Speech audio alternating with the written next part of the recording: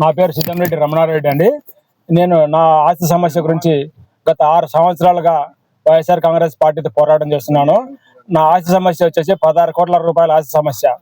దీని గురించి వైఎస్ జగన్మోహన్ ముఖ్యమంత్రిగా ఉన్నప్పుడు ఆ ఇంటి దగ్గర 2 సార్లు మైక్ పెట్టుకొని జగనన్న న్యాయం కావాలి అని చెప్పేసి ఒకసారి ఒక సంవత్సరం ఒకసారి, తర్వాత మళ్ళీ ఒక 1 year గ్యాప్ ఇచ్చి మళ్ళీ ఇంకోసారి న్యాయం కావాలని అడగడం జరిగింది.